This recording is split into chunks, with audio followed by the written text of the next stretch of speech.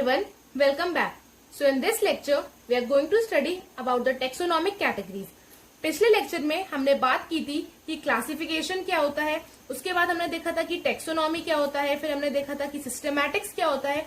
तो हमने काफी सारे इंपॉर्टेंट वर्ड्स की बात की थी जो कि डाइवर्सिटी में इंपॉर्टेंट होते हैं.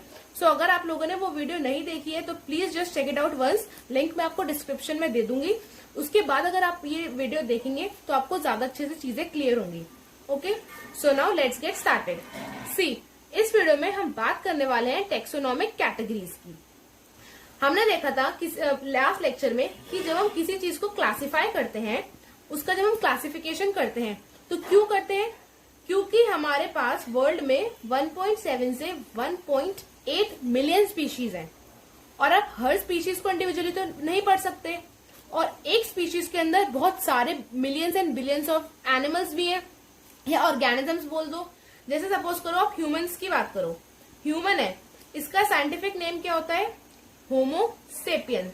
ये मैंने आपको लास्ट लेक्चर में भी बताया था, होमो सेपियंस. ठीक है, अब होमो सेपियन एक स्पीशीज है, लेकिन कितने सारे millions and billions of humans हैं. तो एक स्पीशीज के अंदर भी बहुत सारे इंडिविजुअल्स होते हैं और हम सबकी स्टडी तो कर नहीं सकते, इसलिए हम क्या करते हैं, चीजों को क्लासिफाई करते हैं on the basis of similarities and dissimilarities. ठीक है, अब जब आप उसको क्लासिफाई करोगे तो आप उसको किसी न किसी एक कैटेगरी में पुट करोगे. क्लासिफिकेशन के लिए कोई कैटेगरी होनी चाहिए. तो जब आप उसको किसी कैटेगरी में पुट करोगे तो उस कैटेगरी को साइंटिफिक टर्म्स में हम क्या बोलते हैं? टैक्सा. ये मैंने आपको लास्ट लेक्चर में भी बताया था कि the scientific name for the word category is taxa, या फिर उसको आप क्या बोल सकते हो? रैंक भी बोल सकते हो. कैटेगरी, टैक्सा और रैंक एक ही मतलब है, फिर वो चाहे किसी भी लेवल पे हो.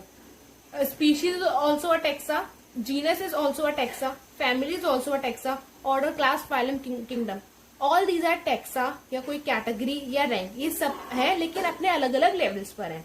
ठीक है, तो अब हम देखेंगे classification involves hierarchy of steps. Classify जब आप किसी चीज को करोगे तो किस बेसिस पे करोगे? On the basis of similarities and dissimilarities. अब कोई चीज किसी से सिमिलर होगी और कोई चीज किसी से डिससिमिलर भी होगी. फॉर एग्जाम्पल, जैसे हम ह्यूमन की बात करें. अब जो ह्यूमन है और हम ले ले सपोज करो एक डॉग ले लें, तो हम ह्यूमन और डॉग में बहुत डिफरेंस है, काफी सारा डिफरेंस है, लेकिन कहीं ना कहीं हम सेम भी है. कैसे? दोनों एनिमल किंगडम में आएंगे, दोनों मैमल्स हैं, दोनों कॉर्डेट्स हैं.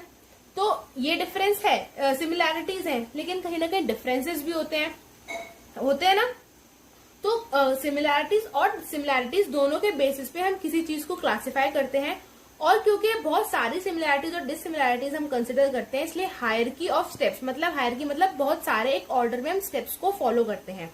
ठीक है, अलग अलग लेवल पे होते हैं वो, जैसे कि kingdom, phylum, class, order, family, genus and species. ठीक है, और हर एक कैटेगरी एक यूनिट है क्लासिफिकेशन की. Species is a unit of classification, genus is also unit of classification. Similarly kingdom तक हर एक कैटेगरी एक यूनिट है क्लासिफिकेशन की. ओके, ठीक है. अब जब हम किसी चीज को क्लासिफाई करेंगे तो ये हमने लास्ट लेक्चर में भी देखा था कि हम पहले किसी चीज को आइडेंटिफाई करेंगे. हमें कोई चीज मिली, हमने उसको आइडेंटिफाई किया, फिर हमने देखा था कि उसमें कैरेक्टराइजेशन था, फिर उसका नॉमेनक्लेचर था. ठीक है, फिर उसमें क्या कहते हैं, क्लासिफिकेशन थी. ठीक है, तो बहुत सारे अलग अलग चीजें थी जब जाके हम फाइनली किसी चीज को क्लासिफाई कर रहे थे, है ना. तो किसी चीज के बारे में, उसके जो कैरेक्टर्स होते हैं उनके बारे में हमें नॉलेज होगी, हम तभी किसी को अच्छे से क्लासिफाई कर पाएंगे. फॉर एग्जाम्पल, हम जो ह्यूमंस हैं, हमारे पास, हम लोग मैमल्स हैं.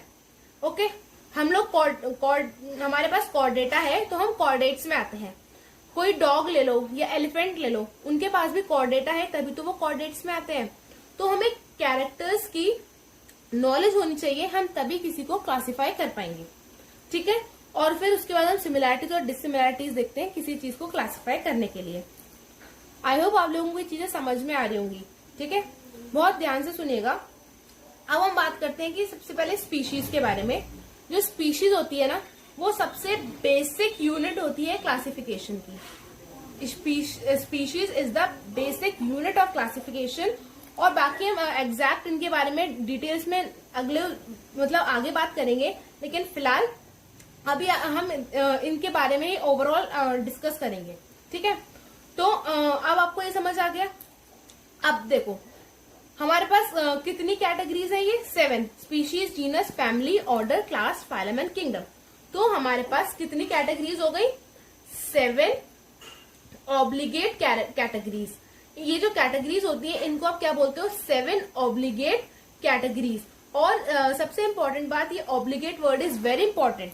क्यों? क्योंकि इनके फर्दर सब लेवल पे और भी कैटेगरीज होती हैं, जैसे हो गई ट्राइब, ठीक है, जैसे हो गई सब फैमिली या फिर सब जीनस। तो हम अपनी क्लासिफिकेशन इजी करने के लिए बहुत सारी अलग अलग कैटेगरीज बना लेते हैं, जैसे ट्राइब हो गया, सब फैमिली हो गया, सब जीनस हो गया, अलग अलग।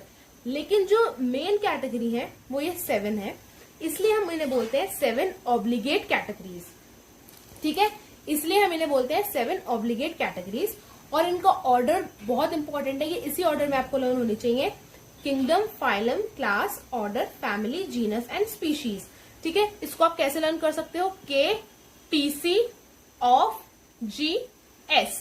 ठीक है, PC पर्सनल कंप्यूटर होता है, ऑफ GS मतलब किसी का PC है, PC ऑफ GS। सिर्फ आपको एक K स्टार्टिंग में लर्न करना है, KPC of GS, kingdom, phylum, class, order, family, genus and species. ठीक है, ये आपको लर्न होना चाहिए, ये इसी ऑर्डर में बहुत इंपॉर्टेंट हो जाता है। ओके, उसके बाद हम बात कर लेते हैं, ये इतना हो जाएगा। इसके बाद हम एक और दूसरे कंसेप्ट पे आते हैं जो कि बहुत इंपॉर्टेंट है from the examination point of view, आप उसको भी ध्यान से देख लीजिए। ठीक है, तो हमने बात की किंगडम से, जब हम स्पीशीज पर आए, ये स्पीशीज से हम किंगडम पर गए, ऑर्डर हमारा यही रहेगा। ठीक है, अब देखो जैसे सपोज करो हमारे पास कितने किंगडम्स हैं, RH वाइटेकर ने 5 किंगडम का क्लासिफिकेशन दिया था। कौन कौन से थे वो, Monera, protista, fungi, Plantae, animalia. 5 kingdom classification. हाँ ओके, अगर आप लोगों ने नहीं पढ़ा है तो आगे आप लोग पढ़ोगे, लेकिन फिलहाल मैं आपको बता दूं कि सिर्फ 5 किंगडम्स ही होते हैं। अभी तक 5 किंगडम ही डिस्कवर किए गए हैं, Monera, protista, fungi, Plantae and animalia. अब हमने देखा कि अब हमारे पास इतने सारी मिलियन स्पीशीज हैं और उन स्पीशीज के अंदर अलग अलग ऑर्गेनिजम्स हैं। ठीक है, लेकिन किंगडम्स हमारे पास सिर्फ कितने हैं, 5 किंगडम है। तो एक किंगडम में बहुत सारी कहीं ना कहीं नंबर ऑफ स्पीशीज आ रहे होंगे, एक किंगडम में बहुत सारे नंबर ऑफ स्पीशीज आएंगे। ठीक है, तो किंगडम में बहुत सारे ऑर्गेनिजम्स आएंगे। लेकिन जब हम स्पीशीज की बात करते हैं तो डॉग एक स्पीशीज है, कैट एक तरह की स्पीशीज है, ह्यूमन एक स्पीशीज है। मतलब स्पीशीज जो है एक तरह के ऑर्गेनिजम्स जो बिल्कुल एक जैसे होते हैं। ह्यूमन चाहे वो साउथ अमेरिका का हो, नॉर्थ अमेरिका का हो, अंटार्कटिका का हो, ऑस्ट्रेलिया का हो, इंडिया का हो, कहीं का भी हो, सारे ह्यूमंस की बॉडी एक जैसी होती है, सबके ऑर्गन्स एक जैसे होते हैं, सब एक जैसा फंक्शन करते हैं। ठीक है, तो ये ह्यूमन जो होते हैं आपस में एकदम सेम होते हैं, तो इसलिए हमने उन्हें एक स्पीशीज में रखा। ठीक है, तो स्पीशीज में आप देखोगे कि सिमिलर कैरेक्टर्स ज्यादा हैं, एक जैसे ह्यूमंस एक स्पीशीज में है, एक जैसी कैट्स एक स्पीशीज में है। लेकिन वहीं पे जो किंगडम है उसमें बहुत सारे स्पीशीज है, मतलब बहुत सारे ऑर्गेनिजम्स हैं। ठीक है, तो इसको आप क्या बोल सकते हो कि स्पीशीज जो है उसके पास सिमिलर कैरेक्टर सबसे ज्यादा है और किंगडम के पास सिमिलर कैरेक्टर सबसे कम है, क्योंकि किंगडम के अंदर बहुत अलग अलग तरह की स्पीशीज आ रही हैं और स्पीशीज एक तरह के ऑर्गेनिजम्स होते हैं। तो इसको अगर मैं एरो से आपको दिखाऊं तो क्या होगा, जैसे हम नीचे से ऊपर जाएंगे, मतलब स्पीशीज से जैसे हम किंगडम पर जाएंगे तो क्या होगा, जो सिमिलर कैरेक्टर्स हैं, जो हमारे सिमिलर कैरेक्टर्स हैं वो क्या हो रहे हैं, कम हो रहे हैं, सो दे आर डिक्रीजिंग। ठीक है, जैसे हम स्पीशीज से किंगडम तक जाएंगे हमारे जो सिमिलर कैरेक्टर्स हैं they are decreasing. On the other hand जब हम अगर इसको हम उल्टे तरीके से भी देख सकते हैं कि जब हम किंगडम से स्पीशीज पे आएंगे तो हमारे जो सिमिलर कैरेक्टर्स हैं, है ना, वो क्या हो रहे हैं, वो इंक्रीज हो रहे हैं, दे आर इंक्रीजिंग। ठीक है, उल्टा कर दोगे डिसिमिलर कैरेक्टर डिक्रीज हो जाएंगे, यहाँ पे डिसिमिलर कैरेक्टर इंक्रीज हो जाएंगे। तो कहने का मतलब है जब आप किंगडम से KPCOFGS जीनस स्पीशीज, जब आप स्पीशीज के पास सिमिलर कैरेक्टर सबसे ज्यादा होते हैं, इसके पास किंगडम के पास सिमिलर कैरेक्टर सबसे कम होते हैं। आई होप मैं आपको जो समझाने की कोशिश कर रही हूँ आप लोगों को समझ आ रहा होगा। This is very important from the examination point of view. कभी कभी डायरेक्ट क्वेश्चन आता है इससे कि एक तो कितनी ऑब्लिगेट कैटेगरीज है, in that case you have to write 7 obligate categories. और पूछ के जाता है कि सबसे ज्यादा सिमिलर कैरेक्टर्स किसमें है, वो है स्पीशीज में, और सबसे कम सिमिलर कैरेक्टर्स है किंगडम में।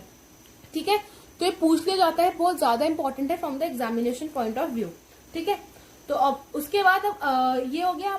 अगले लेक्चर में हम बात करेंगे इन सब के बारे में डिटेल में, हम एक एक को लेके चलेंगे।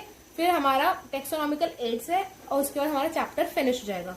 सो एक बार हम जल्दी से रिवाइज कर लेते हैं हमने आज क्या किया। ठीक है, सो classification involves hierarchy of steps. बहुत सारे स्टेप्स पे क्लासिफिकेशन होती है। हर एक कैटेगरी एक यूनिट, हर कैटेगरी एक यूनिट होती है क्लासिफिकेशन की। कोई सा भी ले लो आप, हर एक यूनिट होती है और हमें क्लासिफाई करने के लिए नॉलेज होनी चाहिए कैरेक्टर्स की। उसके बाद ही हम उसको सिमिलैरिटीज और डिससिमिलैरिटीज के बेसिस पे क्लासिफाई कर सकते हैं। फिर हमने देखा 7 ऑब्लिगेट कैटेगरीज होती हैं। अगर आप स्पीशीज से किंगडम की तरह मूव करोगे तो जो आपके सिमिलर कैरेक्टर्स हैं, अगर आप ऊपर जाओगे तो दे विल डिक्रीज, लेकिन अगर आप नीचे आओगे किंगडम से स्पीशीज पे आओगे तो जो आपके सिमिलर कैरेक्टर्स हैं वो इंक्रीज हो जाएंगे। ठीक है, ये पार्ट समझना बहुत इंपॉर्टेंट है, कभी कभी डायरेक्ट क्वेश्चन आ जाता है एग्जाम्स में। ठीक है, सो इस वीडियो में इतना ही। नेक्स्ट वीडियो में हम इन सब के बारे में डिटेल में बात करेंगे। सो आई होप कि आप लोगों को ये समझ में आया होगा। कहीं भी आपको कोई डाउट होता है, you can comment it down and ask me. I hope you like this lecture. अगर आपको ये वीडियो अच्छी लगी है then please do it like button, share it among your friends and please subscribe to my channel and keep supporting. Thank you so much for watching.